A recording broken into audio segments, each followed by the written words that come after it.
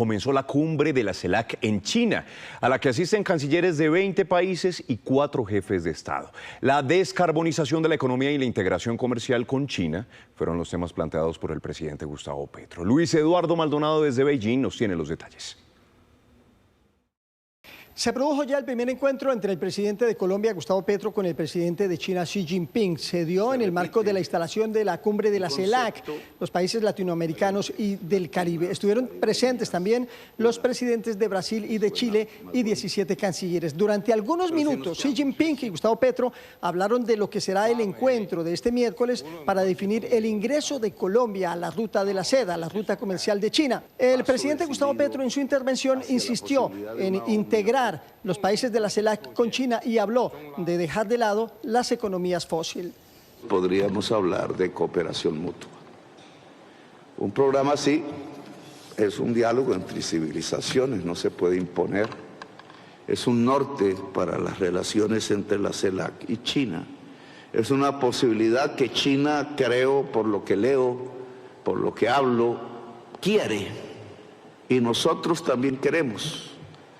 Solo falta esperar a otros pueblos del mundo para que lo deseen y entiendan que antes que la lucha contra migrantes, que no es más, sino el efecto de la pobreza en el sur, que el etnonacionalismo que nos recuerda el pasado, son simplemente espejismos y lentejuelas, porque al final nos junta y nos debe juntar a toda la humanidad la lucha por la vida. En su discurso también ante la CELAC, el presidente de China, Xi Jinping, dijo que es gran amigo de Colombia y que ve grandes oportunidades para los dos países. Como dice un antiguo poema chino, la alegría de vivir reside en tener buenos amigos. Y como dice un proverbio latinoamericano, tener un amigo verdadero significa tener un tesoro excepcional, independientemente de cómo cambie el panorama internacional. China siempre será un buen amigo y un buen socio de los países de América Latina y el Caribe. Unamos nuestras fuerzas y avancemos hombro con hombro en nuestros respectivos caminos de modernización y trabajemos juntos para escribir un nuevo capítulo en la construcción de una comunidad de futuro compartido entre China y América Latina y el Caribe. El gran encuentro entre los presidentes de Colombia y de China será esta noche, hora colombiana, 10 de la noche, hora de China, 11 de la mañana del miércoles. Se reunirán para definir las condiciones del ingreso de Colombia a la ruta de seda, la estrategia comercial de China. Y tendremos, por supuesto, todos los detalles de este gran acuerdo comercial que ha sido criticado por algunos sectores, por varios sectores en el territorio colombiano. Luis Eduardo, gracias, pero veamos si Colombia se adhiere a la franja y la ruta de China, ¿qué sigue? ¿Qué impactos tendría para la economía del país esta decisión? Por eso nos conectamos con David Hanna, él es experto en negocios internacionales y política exterior y por supuesto en temas de China. Bienvenido, David, a Noticias Caracol. Daniela y Andrés, muy buen día. China está de moda y hoy es un excelente día para hablar de este país y la cooperación con Colombia. Bueno, esta es una noticia que ha generado expectativa, polémica y preocupación. Pero comencemos por ese contexto, para entender en Colombia qué es esa ruta, esa franja de seda, de la seda. Estimada Daniela, esta iniciativa de la franja y la ruta, su nombre oficial, es quizás la estrategia más ambiciosa de cooperación internacional del Estado chino. ¿Qué busca esta estrategia? Se anunció en el 2013 en Kazajistán y busca crear precisamente una franja y una ruta que conecte más a China con el mundo por canales de cooperación económicos, culturales, educacionales, pero principalmente construyendo infraestructura que le permita a China trabajar más con el mundo y al mundo trabajar más con China. David, tratando de aterrizar lo más posible y de explicarle de una manera clara a la gente, contémosle acerca de los beneficios, si los ha traído para esos países que hacen parte de esa ruta de la seda, teniendo en cuenta, por ejemplo, en el caso de Colombia, con ese déficit comercial que tenemos con China, que nuestro país importa 7 veces más de lo que exporta al gigante asiático. ¿Cuáles son esos beneficios? Estimado Andrés, lo más importante es saber que Colombia lo sepa, que llegar a un punto de equilibrio comercial con China es totalmente imposible. Siempre va a haber déficit. No, es que hay 13.000 millones de dólares en déficit comercial con China. Por supuesto, estamos hablando de la potencia que está desarrollando toda la tecnología del mundo prácticamente, nuestro socio comercial número 2, primer inversionista asiático y del país que más importamos. Entonces, se puede mejorar la condición pero pretender llegar a un equilibrio es completamente imposible. Vamos a analizar la iniciativa de la Franja y la Ruta, estimado Andrés y Daniela, a ver si sí sirve. Analicemos casos de la región. Vámonos para Perú, por ejemplo.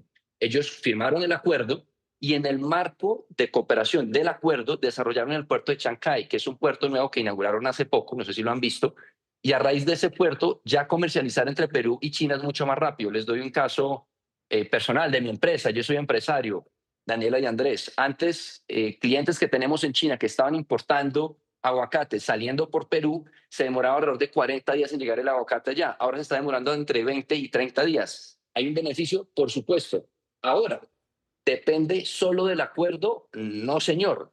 Depende de qué tan astuto sea el gobierno colombiano, sea Petro, sea Uribe, sea el uno, sea el otro, el que sea, que capitalice el acuerdo y de verdad lo ponga a trabajar. Entonces, en el marco de la cooperación de la iniciativa de la Franja y la Ruta, firmando el acuerdo, tenemos que ser muy astutos como país, como gobierno y crear proyectos que de verdad le traigan beneficio, no solo a China, pero también a Colombia. ¿Y cómo no arriesgar lo bueno que se tiene? ¿Cómo no arriesgar, por ejemplo, a nuestros principales socios comerciales como lo es Estados Unidos? Ya el secretario de Estado de Estados Unidos lo calificó como un error y de hecho advirtió que eso podría traer graves consecuencias para Colombia. Entonces, ¿cómo lo entendemos, David? Totalmente de acuerdo. Tenemos que analizar ambas narrativas, que si nos va a servir para la cooperación y el trabajo con China. Por supuesto, China está feliz, porque acuérdense que esta estrategia, más allá de buscar comercio o cooperación, es una jugada geopolítica del carajo, que nos conecta entre países, más que todo con China. Pero espera un momentico. Les mencioné a nuestro segundo socio comercial. ¿Cuál es el primero? Estados Unidos. Tenemos una cooperación comercial más fuerte con ellos. Entonces, aquí le dejo el mensaje al gobierno colombiano. ¿Quién sea el presidente de turno? ¿Quién está de primero y quién está de segundo? Debe haber una prioridad, pero también tenemos que analizar como país cuál es el mejor postor, qué está ofreciendo ambos países. Y siempre, siempre procurar, Daniela, buscar un punto de equilibrio, no en el tema comercial, sino de cooperación con ambos países, porque podemos sacar beneficio de las cooperaciones con ambos países. David, en medio de ese proceso, ese memorando de entendimiento es la herramienta para poder vincularse a esta iniciativa. ¿Cómo funciona? ¿Cómo es eso? Andrés, ¿qué es un memorando de entendimiento? Es sencillamente un documento que plantea una intención de hacer algo. Yo le estoy diciendo, óigame, yo tengo la intención de hacer este tipo de cosas con ustedes.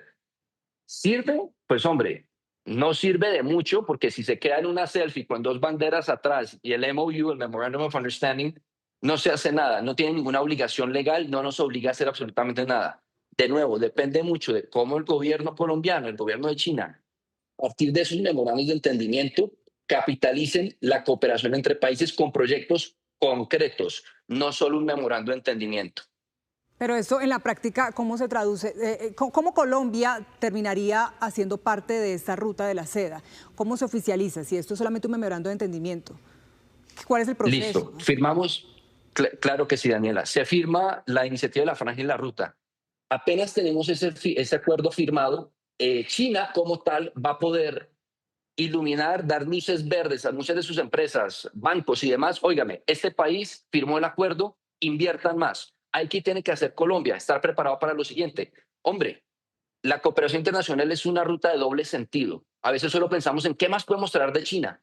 Colombia se tiene que preparar en el marco de eso y desarrollar proyectos que en el marco de la iniciativa de la Franja y la Ruta se capitalicen. Te voy a dar un ejemplo muy puntual, Daniela, que he estado también cercano en gobiernos anteriores y asesorando multinacionales. Si se acuerdan cuando empezó la pandemia, el COVID-19, hubo un caso muy famoso de la Universidad de Antioquia que desarrolló unos respiradores que costaban mucho menos de lo que se estaba importando de China por el tema de la pandemia. Por ejemplo, ese tipo de proyectos, aunque no somos líderes en desarrollo tecnológico, se puede crear un marco de cooperación tecnológica, fomentar la cooperación con grandes multinacionales chinas, con estudiantes locales colombianos para que se desarrolle tecnología en Colombia. Te estoy dando esa idea, ojalá me escuche el gobierno y la tome y la aplique, pero el cielo es el límite. Podemos proponer lo que queramos, puertos, cooperación académica, cultural. Sí, por eso te digo, depende mucho de lo astutos que seamos y que capitalicemos esa relación en el marco de la iniciativa de la Franja y la Ruta, que le da una luz verde a China y a muchas multinacionales para trabajar aún más con Colombia. David, hablemos de oportunidad, incluso teniendo en cuenta también esas razones, esos argumentos que dan los empresarios de nuestro país en donde dicen que estamos todavía inmaduros para sumarnos a esta iniciativa. ¿Es el momento oportuno en medio de esas tensiones, por ejemplo, que tenemos en este momento con Estados Unidos?